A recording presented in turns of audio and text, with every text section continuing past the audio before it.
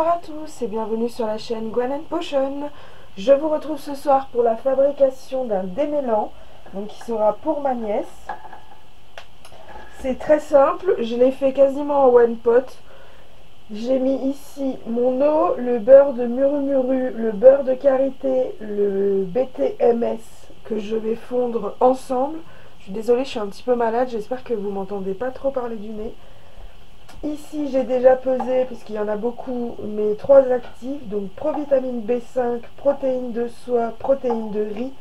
J'en ai profité pour mettre le Cosgar, la fragrance, et une fois que j'aurai combiné ça, je viendrai colorer ou je viendrai colorer directement après la chauffe, je verrai.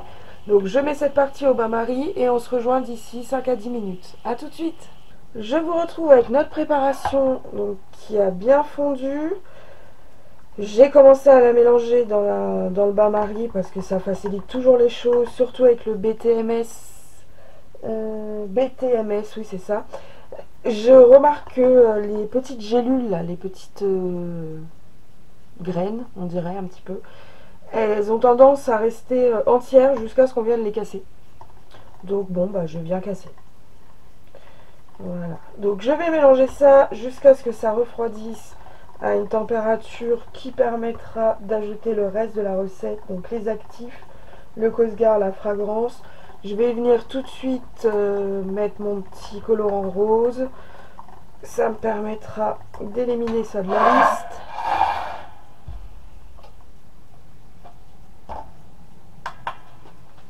Donc dans ma recette, ce que je fais pour les colorants, au moins, juste les colorants, par exemple là je l'ai dosé à 0,4%. Je fais une certaine quantité qui me donne une certaine quantité. Et c'est mon maximum à ne pas dépasser, mais je monte juste rarement jusqu'à là. Je trouve que c'est dommage que ce soit trop coloré, c'est juste pour que ce soit un petit peu fun. On ne lui demande pas de péter. Donc là je pouvais monter jusqu'à 1,2 g et j'ai mis 0,47. Voilà. Donc je vais continuer à remuer. Je ne vous ai pas dit, donc ce démêlant, c'est une inspiration. Elle a trouvé ça sur le site d'Aromazone. Ça s'appelle bébé crème pour cheveux longs. Donc j'ai regardé la recette. Comme d'habitude, je n'ai pas fait de copier-coller. Tout simplement parce que soit il me manque toujours un ingrédient ou quelque chose comme ça. Donc je la refais toujours à ma sauce.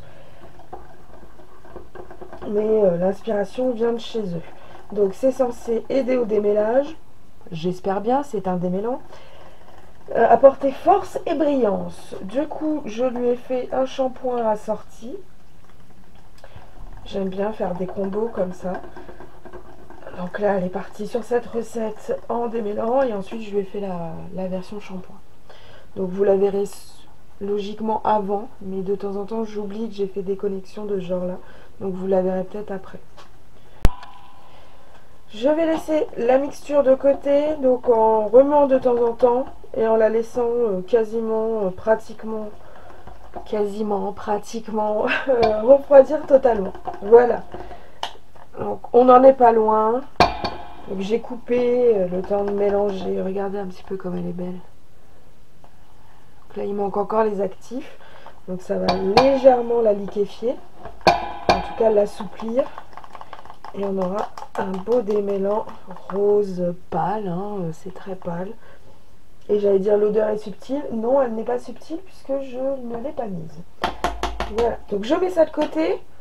Je fais autre chose en attendant et d'ici un quart d'heure, 20 minutes, tout en la remuant de temps en temps, je viendrai la récupérer et ajouter ce qui manque. Je me retrouve avec la préparation complètement refroidie. Donc je vais pouvoir venir ajouter les ajouts, les actifs, Cosgar et fragrance. Déjà, je vais me débarrasser de ça.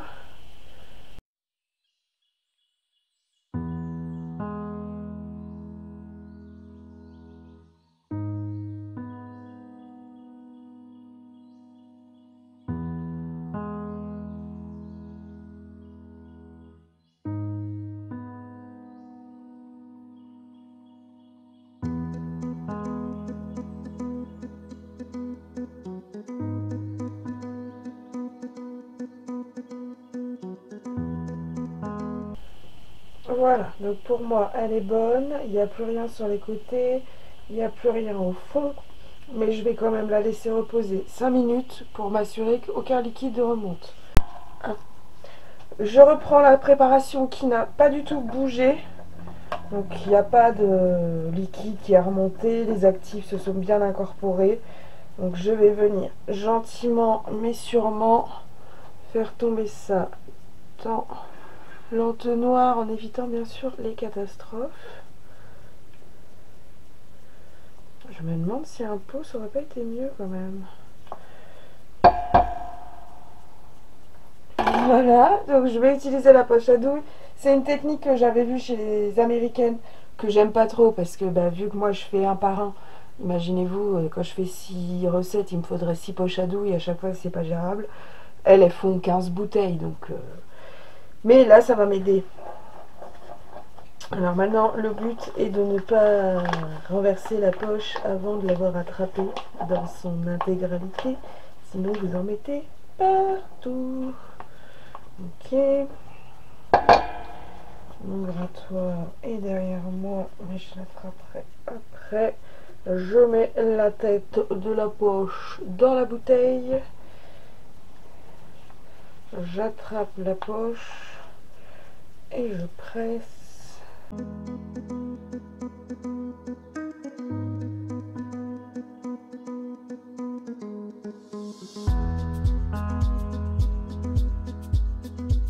Je rattrape un grattoir de pâtissier.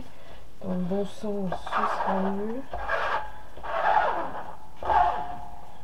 Non, voilà, faut pas faire ça.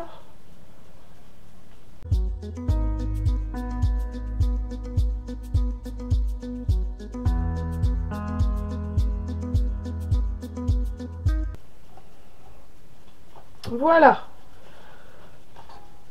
Problème réglé. Bon comme d'habitude, il en reste un petit peu. Il reste une place.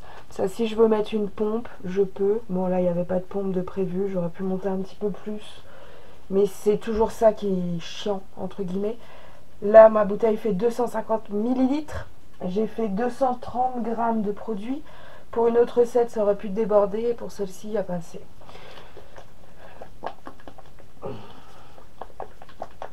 Bon, je mettrai un petit mot à ma nièce, comme quoi il faut qu'elle se court. Je numérote pour étiqueter ensuite. Je prends en photo, je vous poste l'article et on est parti pour un petit démêlant qui m'a l'air sympa, mais il faudra peut-être retoucher la texture. Je vous tiens au courant dans la barre d'infos de toute façon. Si vous avez des questions, n'hésitez pas. Je suis également disponible sur Instagram, Facebook et TikTok. Je vous souhaite à tous une excellente soirée. À très bientôt. Au revoir.